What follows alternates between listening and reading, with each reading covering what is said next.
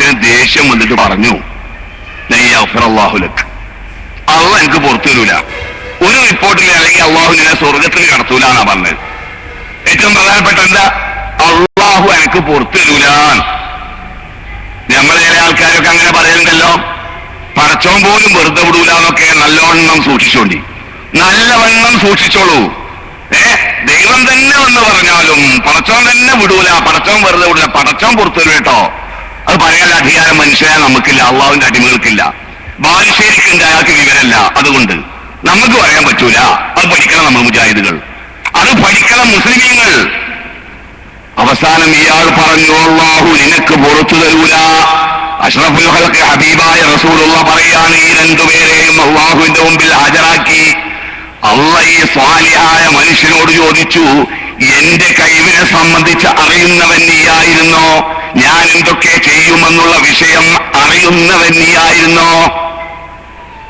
ഞാൻ എന്റെ കഴിവും എന്റെ സ്വാതന്ത്ര്യവും എന്റെ അധികാരവും അതിൽ കൈയിട്ട് സംസാരിക്കാൻ ആരാണ് എനിക്ക് അധികാരം തന്നത്? ഇയാളോട് അള്ളാഹു മരക്കേട് ഇയാളെ നരകത്തിലേക്കാണ് വിടാൻ പറഞ്ഞു. ഇയാളെ നരകത്തിലേക്ക് വിടാൻ പറഞ്ഞു. കാരണം അയാൾ ചെയ്ത തെറ്റെന്താ? അള്ളാഹുവിന്റെ അധികാരത്തിൽ കൈയിട്ടു. ബാലുശ്ശേരിക്കാരൻ ചെയ്തതോ അള്ളാഹുവിന്റെ അധികാരത്തിൽ കൈയിട്ടു.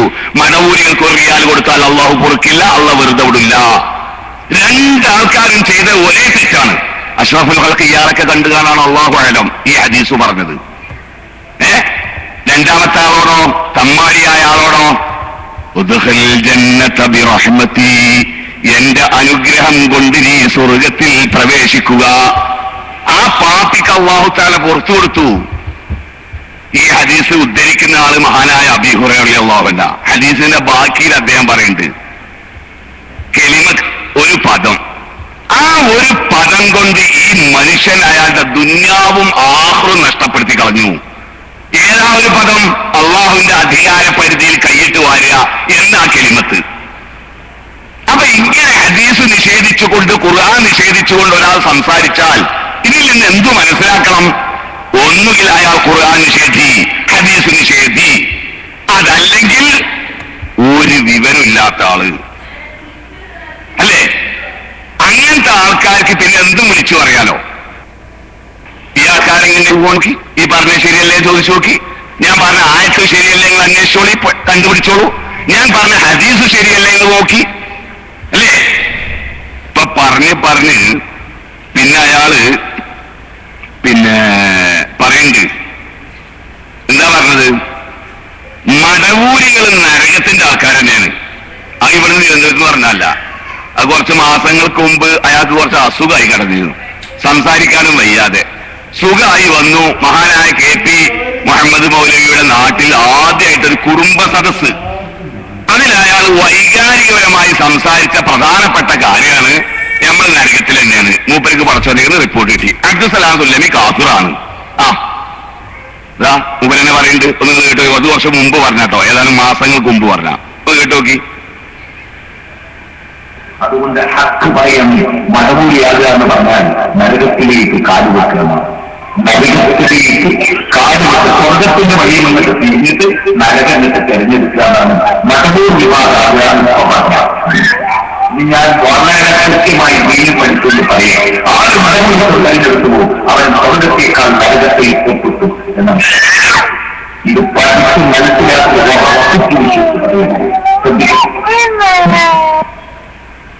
കേട്ടില്ലേ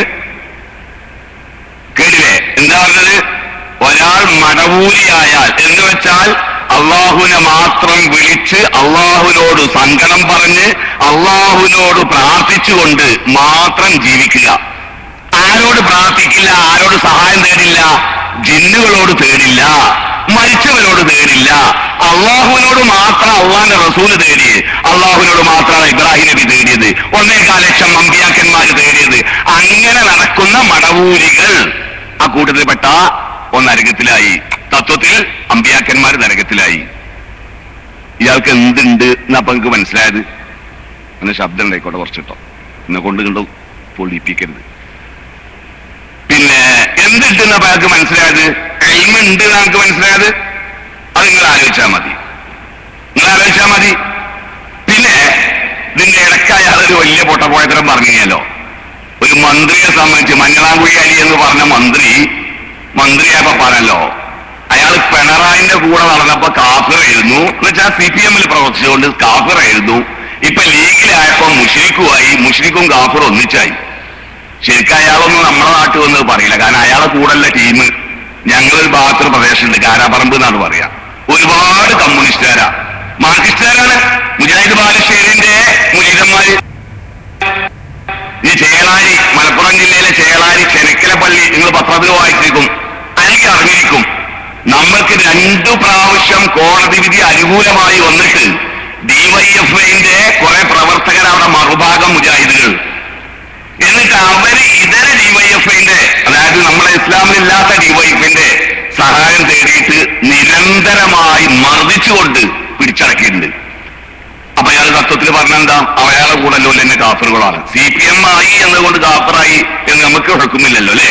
ഒരാളെ വിശ്വാസമാണ് ഒരാളെ കാഫറും മുസ്ലിമും ആക്കുന്നത്. മൂപ്പരെ ഫത്വന്റെ ഓരോ രൂപാണ് ഞാൻ പറഞ്ഞത്. അങ്ങനത്തെ സാധു എന്ത് പറഞ്ഞാൽ എന്താ, എന്ത് പറഞ്ഞില്ലെങ്കിൽ എന്താ അല്ലേ. പിന്നെ മൂപ്പര് പറഞ്ഞു, ഞാൻ എറണാകുളത്ത് മൂപ്പര് പറഞ്ഞതിന്റെ ചെറിയൊരു മിസ്റ്റേക്ക് പറ്റിയത് ഞാൻ തിരുത്തിയിട്ടുണ്ട്.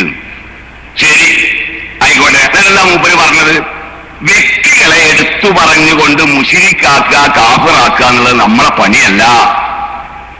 എന്നിട്ടോ അയാൾ തിരിച്ചിരുന്നോ? എത്ര അയാൾ കാഫിറാക്കുന്നു? ഇപ്പോഴുള്ള അബ്ദുസലാം സുല്ലമിനെ കാഫിറാക്കി നടക്കുന്നു. അപ്പൊ അയാൾക്ക് കുഫ്രിയത്ത് ആരോപിക്കുക എന്നുള്ളത് കേവലം ഒരു ഹോബിയാണ്. അത് ഞാൻ നേരത്തെ പറഞ്ഞു, അള്ളാഹുവിന്റെ പ്രൈവറ്റ് സെക്രട്ടറിയാണ്. അള്ളാഹ് അതൊക്കെ അറിയിച്ചു കൊടുത്തിട്ടുണ്ട്. നമ്മൾ മുജാഹിദുകൾ അള്ളാഹുവിനല്ലാതെ മറഞ്ഞ കാര്യം അറിയില്ല എന്ന് പഠിച്ചവരും വിശ്വസിക്കുന്നവരും പ്രചരിപ്പിക്കുന്നവരുമാണ് അല്ലേ. അഹ്ലുസുന്നത്ത് വൽ ജമാഅത്തിന് ഒരു അഖീദയുണ്ട്. ആ അഖീദ പഠിച്ചവരാ നമ്മള്. നമ്മുടെ പണ്ഡിതന്മാരത് പറഞ്ഞു തരുന്നവരാണ്. എന്താ നമ്മുടെ അഖീദ? അഹ്ലുൽ ഖിബ്ല, മില്ലത്തിന്റെ ആൾക്കാര്, മുസ്ലിം സമുദായം, ഈ സൊസൈറ്റിയിൽപ്പെട്ട ആൾക്കാര്, അവരിൽ നിന്ന് ഒരാൾക്കും ആ മില്ലത്തിൽപ്പെട്ട ഒരാൾക്കും നീ സാക്ഷ്യം വഹിക്കരുത്. എന്തു പറയരുത്? ഇന്ന ആള് നരകത്തിൽ, ഇന്ന ആള് സ്വർഗത്തിൽ എന്ന് എടുത്തു പറയരുത്. കാരണം നമുക്കറിയില്ല, ഒരാൾ ഇവിടെ നിന്ന് ഈ ലോകത്ത് നിന്ന് എങ്ങനെ വിട പറയുന്നോ അതിനനുസരിച്ചാണ് അയാളുടെ സ്വർഗ നരകങ്ങളെ തീരുമാനിക്കപ്പെടുക. അത് നമ്മോട് പറയാൻ കഴിയില്ല. ഇല്ലാമൻ ഷഹിദലഹു റസൂലുള്ളാഹ്, അല്ലാഹുവിന്റെ റസൂല് സാക്ഷ്യം വഹിച്ച ആൾക്കൊഴികെ. അള്ളാഹിന്റെ റസൂല് പറഞ്ഞു, അബൂബക്കറും ഫിൽ ജന്ന, അബൂബക്കർ സ്വർഗത്തിലാണ്, ഉമറും ഫിൽ ജന്ന, ഉസ്മാൻ അലി, ഇങ്ങനെ 10 ആളെടുത്ത് പറഞ്ഞു റസൂലുള്ളാഹ്. ആ 10 ആളെ സംബന്ധിച്ച് നമുക്കും പറയാൻ പറ്റുള്ളൂ. ഇതിനപ്പുറം ഇന്ന ആള് നരകത്തിൽ, ഇന്ന ആള് സ്വർഗത്തിൽ എന്ന് പറയാൻ പറ്റില്ല. അഹ്ലുസുന്നത്തിന്റെ അഖീദയാണ്. അഹ്ലുസുന്നത്തിന്റെ അഖീദ അറിയണമെങ്കിൽ എന്ത് വേണം? പഠിക്കാൻ പോണം. ഇതിപ്പോ പഠിപ്പല്ലല്ലോ, ഇതിപ്പോ ബനായി പറഞ്ഞ് തമ്മിൽ തല്ലല്ലേ. ഇപ്പൊ ഇന്നോട് ഒരാൾ പറഞ്ഞു, അയാളുടെ ബാപ്പാരെ മാത്രം ഒഴിവാക്കി അല്ലാത്ത കഴിഞ്ഞു പോയ മുഴുവൻ ആലിമ്യങ്ങളും ഇപ്പൊ ജീവിച്ചിരിക്കുന്ന മുജാഹിദിന്റെ എല്ലാ ആലിമ്യങ്ങളും തെറി പറയാം. അതൊരു വാസ്തവമാണ് താൻ അല്ലേ. ഇങ്ങനത്തെ ഒരാളുടെ വിഷയത്തിൽ മറ്റുള്ളവർക്ക് എന്തെങ്കിലും ആഗ്രഹമുണ്ടോ? ഇല്ല. ഇപ്പൊ അയാൾ അബ്ദുസലാം സുല്ലമി കാഫിർ, മടവൂര് കാഫിർ എന്ന് പറയാൻ കാരണം ഹദീസിന്റെ വിഷയം. ഞാൻ ഒരു കാര്യം ചോദിക്കട്ടെ എന്റെ സഹോദരന്മാരെ, എന്റെ ഈ സദസ്സിൽ പ്രിയപ്പെട്ട സഹോദരന്മാരെ, ഈ മുജാഹിദ് ബാലുശ്ശേരി എന്ന് പറഞ്ഞ ആ പാവത്തിന്റെ ഇതിന്റെ വിഷയത്തിൽ, പാവത്തിന്റെ സമ്പത്തിന്റെ വിഷയത്തിൽ, അയാളല്ല കാശില്ല ആളാണ്, അല്ലാതിരിക്കട്ടെ ആവട്ടെ. ഇൽമിന്റെ വിഷയത്തിൽ ദാരിദ്ര്യത്തിന്റെ ആളാണ് അദ്ദേഹം.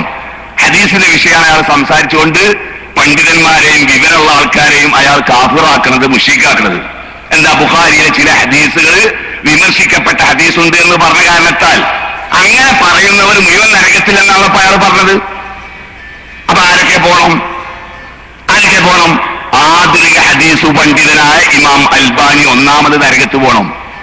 എന്തേ? ഇമാം അൽബാനി ഏതാനും ഹദീസ് വൈഫാന്ന് പറഞ്ഞിട്ടുണ്ട്. സംശയം ചോദിച്ചോണ്ടി, ചോദ്യോത്തരത്തിന്റെ സമയത്ത് എന്നോട് ചോദിച്ചോളൂ, ഞാൻ കാണിച്ചു തരാം. ഇബ്നു ഖയ്യിം വിമർശിച്ചിട്ടുണ്ട് ബുഖാരിയിലെ സഹീഹ് ഹദീസിനെ. ഇബ്നു തൈമിയ്യ ശൈഖുൽ ഇസ്ലാം എന്ന് നമ്മൾ പറയുന്ന ഇബ്നു തൈമിയ്യ ബാലുവിന് അത്ര തിരിഞ്ഞിട്ടേ അല്ല, അവരും നരകത്തിന്റെ ആള്. ഇബ്നു ഹജർ അസ്ഖലാനി ഫത്ഹുൽ ബാരിയുടെ കർത്താവ്, അദ്ദേഹം വിമർശിച്ചിട്ടുണ്ട്, അദ്ദേഹം പോലായി പറഞ്ഞിട്ടുണ്ട്. കഴിഞ്ഞോ? ലോകത്തറിയപ്പെട്ട ഹദീസിന്റെ പണ്ഡിതന്മാരുടെ കൂട്ടത്തിൽ തലയെടുപ്പുള്ളവരായ ഇമാം ദാറഖുത്നി ആ കിതാബിന്റെ അടുത്തുണ്ട്, ഞാൻ കാണിച്ചു തരാം. 200ഓളം ഹദീസ് ഇൽസാമാത്ത കിതാബ് കേട്ടിട്ട് തന്നെ ഉണ്ടാവില്ല ആ സാധു. ഇവിടെ ബാലുശ്ശേരിന്റെ ആൾക്കാരാണെങ്കിൽ ഒന്ന് ഫോൺ ചെയ്ത് നോക്കി, കിതാബിൽ ഇൽസാമാത്ത കിതാബ് ജീവിതത്തിൽ കേട്ടിട്ടുണ്ടോ എന്ന് ചോദിച്ചു നോക്കി. വേണ്ട ഇപ്പൊ കാണിച്ചു തരും. ഇമാം ദാറഖുത്നി എന്ന് മരിച്ച ആളാ, 4-ാം നൂറ്റാണ്ടിൽ മരിച്ച മഹാൻ, വഫാത്തായ മഹാൻ. അദ്ദേഹം പറഞ്ഞു, അപ്പൊ അദ്ദേഹം നരകത്തിലേക്ക്. പിന്നെ ആരാ നരകത്തിലേക്ക് പോകാനുള്ളത്? ഇമാം ഫഖ്റുദ്ദീൻ റാസി, ഇമാമുൽ ഗസ്സാലി, ഇമാമുൽ ഖിബ്ലത്ത്, ഇമാമുൽ ഹറമൈനി, പിന്നെ ഇമാം ഇബ്നു അബ്ദുൽ ബർ, ഇബ്നു ഖുതൈമ, ഇബ്നു ഉസൈലി, ഇമാം ഇസ്മായിൽ, ഇമാം കറമാനി, ഇമാം ഖത്താബി. ഇവരൊക്കെ മുഹദ്ദിസുകൾ, പണ്ഡിതന്മാര്, അധികക്കാരും ഹാഫിളുകൾ. 100,000-ലധികം ഹദീസ് കാണാതെ സനദ് സഹിതം പഠിച്ച ആൾക്കാര്. അവരൊക്കെ നരകത്തിലേക്ക് അയക്കുന്നവന്റെ ക്വാളിഫിക്കേഷൻ എന്താ? അറബി കോളേജിന്റെ വാതിക്കെ പോയി അവിടെ നിന്ന് ഓടിപ്പോന്നു. ഞാൻ ആദർശബോധത്തിന്റെ ആ ഇസ്സത്ത് മുൻനിർത്തിക്കൊണ്ട് പറയുന്നു, ഞാൻ ഈ ബാലുശ്ശേരിക്കാൻ ഒരു ഹദീസ് കൊടുക്കാം. ഈ സിയാഹുസിത്തയിൽ നിന്നൊരു ഹദീസ്, 1 വരി 2 വരി തെറ്റുകൂടാതെ അത് വായിച്ചാൽ, തെറ്റുകൂടാതെ അർത്ഥം പറഞ്ഞാൽ അതിനൊക്കെ അയാളുടെ കഴിയൂല. തെറ്റുകൂടാതെ അതൊന്ന് വായിച്ചു തരാൻ അയാൾക്ക് കഴിയുകയാണെങ്കിൽ അയാൾ പറഞ്ഞ് ഞാൻ കേട്ടോളാം. എന്റെ ഈ വെല്ലുവിളി സ്വീകരിക്കാൻ ആർക്കും മുന്നോട്ട് വരാം. എന്താ പറഞ്ഞത്? ഈ സിഹാൽ സിത്ത എന്ന് പറഞ്ഞ 6 ഹദീസിന്റെ ഗ്രന്ഥം ലോക പ്രശസ്തമായ, അതിൽ നിന്ന് ഏതെങ്കിലും ഒരു ഹദീസിന്റെ 1-2 വരി കയ്യിലെ കൊടുക്കും. ബാലുശ്ശേരി ഇതൊന്ന് വായിച്ചെന്നാ മതി, തെറ്റില്ലാതെ. അർത്ഥം പറഞ്ഞേണ്ട, തെറ്റിക്കാതെ അയാളത് വായിച്ചു തരികയാണെങ്കിൽ അയാൾ പറഞ്ഞ മരിക്കാൻ ചെയ്യാം. ഇന്നങ്ങനെ ചെയ്യിപ്പിക്കാൻ കൈവില്ലൊരു ഒന്നോളി. ആ പറഞ്ഞതിന്റെ അർത്ഥം അതിനു പോലും അർഹതല്ലാത്ത ആൾക്കാരാണ് ലോകത്ത് ഹദീസിനു വേണ്ടി ജീവിച്ച മഹാന്മാരെ മോശക്കാരാക്കി നരകത്തിന്റെ ആൾക്കാരാണ് പറയുന്നത്. എന്ന് വെച്ചാ ഫെയിലിന് ഫായിൽ വരും, ഫായിൽ മർഫോ മൻസൂബോ എന്നറിയില്ല. ഇന്നലെ ഇസ്മിൽ നെസ്ബാണോ റഫാണോ ചെയ്യേണ്ട അറിയില്ല. അത്തരം ആൾക്കാരാണ് ലോകത്ത് തലയെടുപ്പുള്ള പണ്ഡിതന്മാരെ കുതിര കയറി നടക്കുന്നത്. അതുകൊണ്ട് ഞാൻ പറഞ്ഞത്, അദ്ദേഹത്തിന് ഹദീസിന്റെ വിഷയത്തിൽ അദ്ദേഹത്തിന്റെ പരപ്പറിയട്ടെ. ഹദീസിന്റെ 1 വരി തെറ്റിക്കാതെ വായിക്കാൻ അയാൾക്ക് സാധിക്കുമെങ്കിൽ എന്റെ ഈ വെല്ലുവിളി സ്വീകരിച്ചോട്ടെ. പറഞ്ഞത് ഞാൻ കേട്ട് നടന്നോളാം. കഴിയൂല അല്ലാഹി, ഈ നിമിഷം വരെ കഴിയൂല. ഇനി വല്ല അജായിബ് അത്ഭുതങ്ങളൊക്കെ സംഭവിക്കേണ്ടി വരും. സഹോദരന്മാരെ മനസ്സിലാക്കുക, ആഹൃതമായ ലക്ഷ്യമാണ്. റീബിനു വേണ്ടി, വിജ്ഞാനത്തിന് വേണ്ടി ജീവിതം ഒഴിഞ്ഞു വെച്ച പണ്ഡിതന്മാരെ മുഴുവൻ കുതിര കയറുക, പാരമ്പര്യത്തിന്റെ എൽമിനെ വിസ്മരിക്കുക, തലയിൽ ഇപ്പോൾ തോന്നുന്നത് അത് എൽമാക്കി ചിത്രീകരിക്കുക, അല്ലേ? ഇനിയിപ്പോ ഇത് കേട്ടപ്പോ ദുഃഖിച്ച കുറെ കൂട്ടുകാരുണ്ട്, എനിക്കറിയാം. ദേശിച്ച് ഗ്രന്ഥങ്ങൾ എഴുതിയ ബഹുമാനായ ഷഫീഖ് അസ്ലം മൗലവി പറഞ്ഞതുപോലെ അബ്ദുസലാം സുല്ലമിന്റെ ചില ഗ്രന്ഥങ്ങൾ ഇവിടെ ഉണ്ടായിരുന്നില്ലെങ്കിൽ മുജാഹിദിന്റെ കൂട്ടത്തിൽ തന്നെ പല മൗലവിമാർക്കും ഒരു വയറിന് വേണ്ടി മൈക്കിന്റെ മുമ്പ് വെക്കാൻ കഴിയില്ലായിരുന്നു. തൗഹീദിന്റെ വിഷയം മൂപ്പരെ സമഗ്ര വിശകലനം നോക്കിയിട്ടാ പറഞ്ഞത്. അദ്ദേഹത്തിന്റെ സുന്നത്തും വിദ്യാർത്ഥം നോക്കിയിട്ട് ആ സുന്നത്തും വിദ്യാർത്ഥത്തോടെ പ്രസംഗിക്കുന്നത് എത്ര ഗ്രന്ഥങ്ങൾ, 100 ചില്ലറ ഗ്രന്ഥങ്ങൾ, അല്ലേ? ഇനി അദ്ദേഹത്തിനെ പറയുന്നത് അവനാന കൂട്ടത്തിലുള്ള ആൾക്കാരെപ്പം മൂപ്പര് ഈത്ത നോക്കി. ഈ നിമിഷം വരെ അദ്ദേഹത്തിന്റെ നേതൃത്വത്തിൽ ഉണ്ടായ ആൾക്കാരെ അയാൾ ഇപ്പൊ വിളിക്കുന്നത് തനി തമ്മാടികൾ, അക്രമികൾ, ആലിമുകളെ മൂലക്കിരുത്തിയ വാലിമുകളുള്ള. ആരാ വാലിമുകള്? ടി പി അബ്ദുള്ള കോയ മദനി, പിന്നെ ആരാ വാലിമ്? AT അബ്ദുൽ ഖാദർ മൗലവി, പിന്നെ വാലിമാര MM മദനി, പിന്നെ അഹമ്മദ് അലി മദനി, കരിവള്ളി മുഹമ്മദ് മൗലവി. ഇതുപോലുള്ളവരൊക്കെ വാലിമുകളും. ആലിമികളാരാ? ഒന്ന് മഹാനായ ഞാൻ, മൂപ്പര ഭാഷ, പിന്നെ സക്കരിയ സ്വലൈം. മൂപ്പര പേര് മൂപ്പരെടുത്ത് പറയില്ലെങ്കിൽ ഈ പറഞ്ഞമായിരിക്കും മൂപ്പര് പറഞ്ഞു. നോക്കൂ എന്ന് കേട്ടോ നിങ്ങൾ.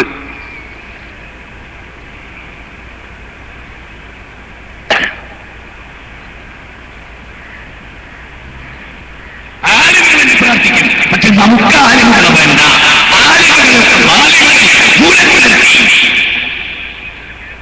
ലോകം ഉയർത്തപ്പെടും, ആലിമുകളുമായിട്ട് ബന്ധപ്പെടുന്നതാണ്. ഒന്നെങ്കിൽ മരിക്കുകയും അല്ലെങ്കിൽ അവർക്കൊരു നിലയും വരെ ഉണ്ടാവില്ല. ഇനിയും വെറുതെ പറയല്ല, എന്റെ മനുഷ്യരെ കച്ചിത്തമ്പിടെ ഹിസ്ബുള്ള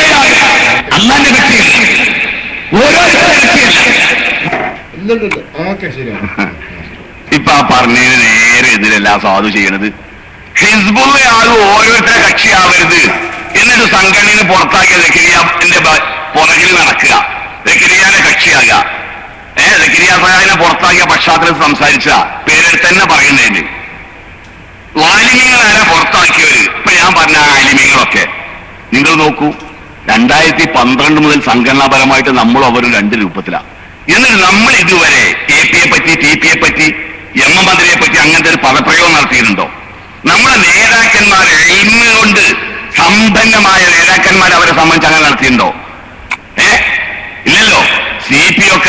CP മടവൂരൊക്കെ അവരോട് സംസാരിക്കുമ്പോൾ ബന്ധപ്പെടുമ്പോൾ ആ ആദരവ് നിലനിർത്തിയിട്ടാ. പിന്നെ ഇത് ചെയ്യുന്നതോ ജഹില് ഇൽമ ഉയർത്തപ്പെടും. അതിനെന്താ തെളിവ്? അയാൾ തന്നെ ആഖിറസമാനിൽ ഇൽമ ഉയർത്തപ്പെടുമെന്നുള്ളതിന് അദ്ദേഹം തന്നെ തെളിവ്. ഇൽമുള്ള മനുഷ്യന്മാർക്ക് ഇങ്ങനെ സംസാരിക്കാൻ കഴിയില്ല അവനവന്റെ നേതാക്കന്മാരെ സംബന്ധിച്ച്. അപ്പോ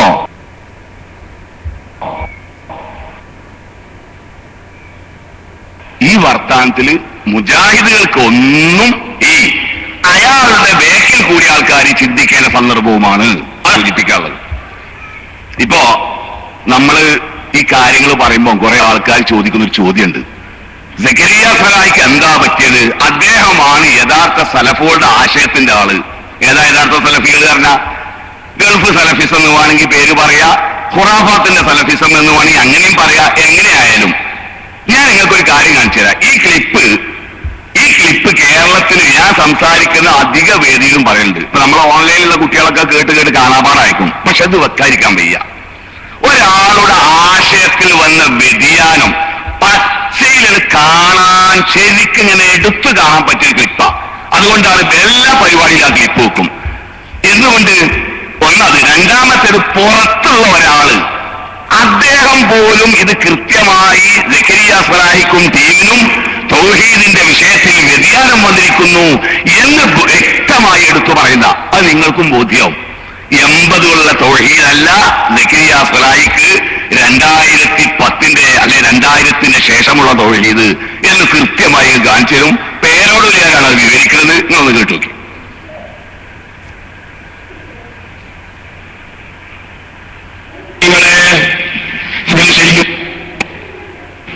നിങ്ങൾക്ക് കേൾക്കണോ മുസ്ലിമീങ്ങളെ? ഇവർ ശരിക്കും മനസ്സിലാക്കണം. ഇവർക്ക് എന്ത് മതമാറിയുന്നത്? ഇവരുടെ മുജാഹിദ് സെന്റർ പ്രസിദ്ധീകരിക്കുന്ന ഒരു ബുക്കാണിത്. ഈ ബുക്കിൽ ഞാൻ നല്ല രസങ്ങൾ ചേരാൻ പോവാണ്. ഈ ബുക്ക് ഞാൻ കുട്ടിക്കാലത്ത് പഠിക്കുന്ന കാലത്ത് വാങ്ങിയതാണ്. പ്രസാധകർ കേരള നെതുവത്തുൽ മുജാഹിദി അള്ളാഹുവിന്റെ ഔലിയാക്കുന്ന പേര് കുഞ്ഞിന് മറിയം പ്രസിദ്ധീകരിക്കുന്നത്.